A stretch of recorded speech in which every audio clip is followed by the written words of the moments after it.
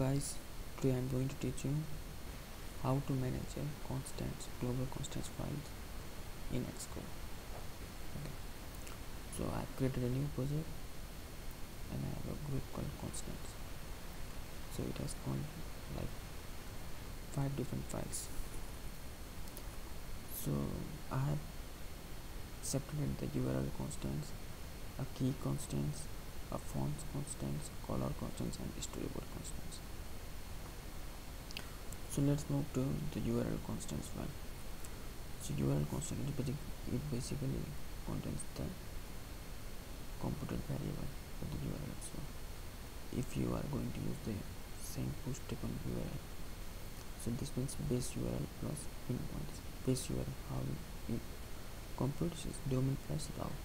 So route is routes.api means /api/mobile. So it is like fixed for all the time. And so domains that dev. That means you are going to use the dev server. So domains that dev.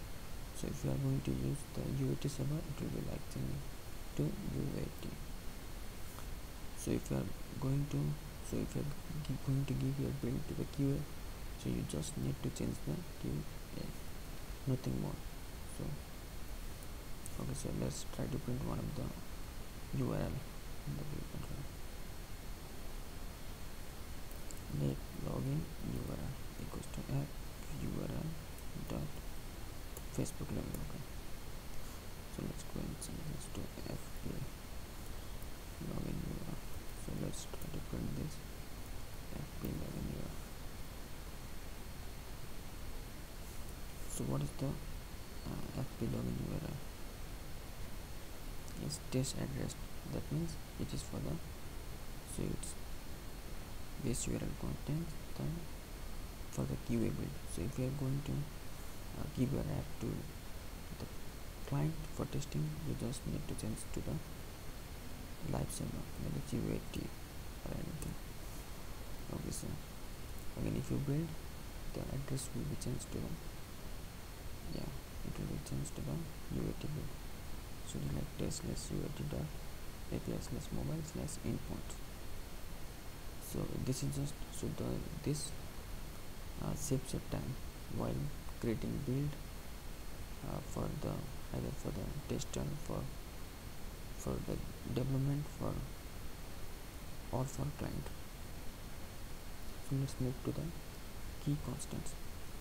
So here are like key constants for user defaults, Google, error messages, login error, anything. Okay, so if you are going to use the Google keys, you will be creating a separate structure, okay, that only holds the key for the Google. So if you are going to use the Facebook login, then you will be like struct Facebook, and here it will be like static let Facebook app ID or something like that, and you will be creating this. So why we placed here the static? Because we don't want to create an object. Okay, so if you don't use static mode, you need to create an object and access this variable. So for the time saving purpose, we just create that as static and then access it like URL scheme dot something. Okay, so how are you going to use that? So if you are going to save something in user default, so you are wrapping all these keys on this user default structure. So it is like it, so you can debug more easily. Okay, so how are you going to use that? User defaults is key dot user defaults dot key push token. Okay, so if you are going to save in user defaults dot set set value for key. Okay, so what are you going to save? Okay, set value to value for key dot user defaults dot key push token. Okay, so no any hard coded values here. So if you are going to use any kind of Google APIs like Google Maps, Google APIs, so you will be placing all the keys here. So not even the hardcoded values will be in controller or in app delegate. So how are you going to use the constant for app fonts? So you will be using like font names if you are, so if suppose for the Lato font, so here is the structure Lato and its type Lato bold, Lato medium. So how are you going to use this? Okay, let label equals to UI label. So you are going to place the custom font in the label with UI font dot init. What is the font name? App font or whatever, or fonts only. Font names dot lato regular. What is the size? 30. Yeah. So what is the benefit of the fonts constant? So what you are doing is you are adding the hardcoded values here. Okay, so if you are like typing here your font name that Lato minus hyphen, so regular. Okay, so this is wrong. Okay, the R should be capital here, so this will lead to crash. So you are avoiding some typo mistakes, so it's better to use the constants file like font constants, font name dot Lato regular. Yeah. So in the same way you can, here is a separate constants for color, app color.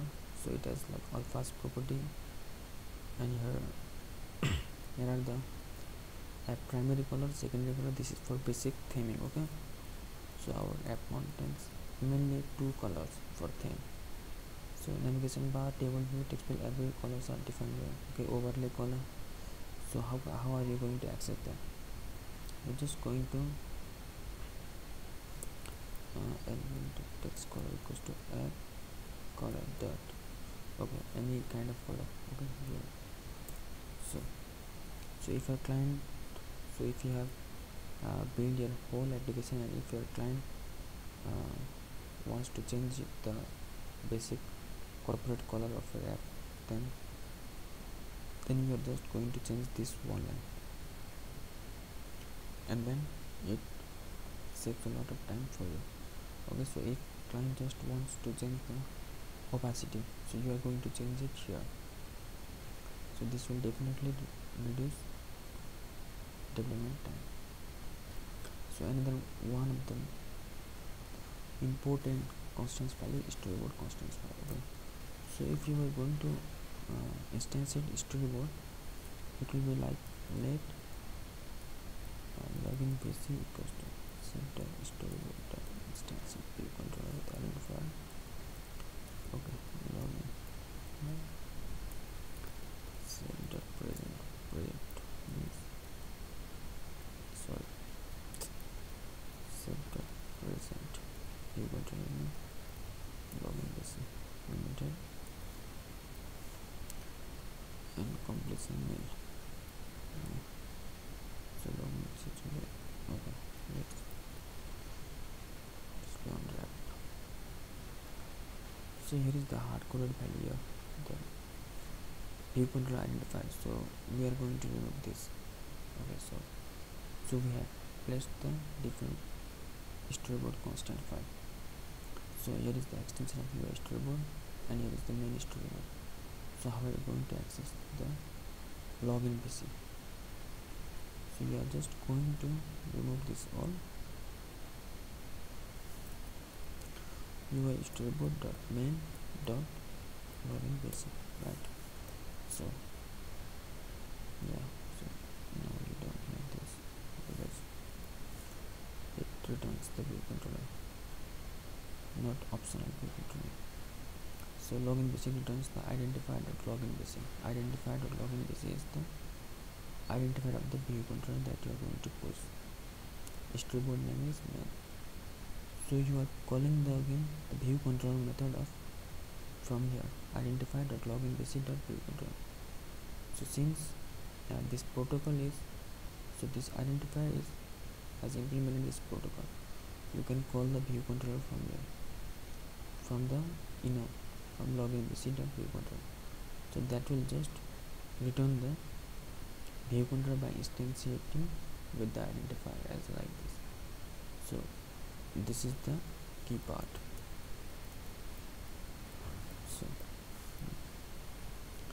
So by this way you will be creating all the constants file.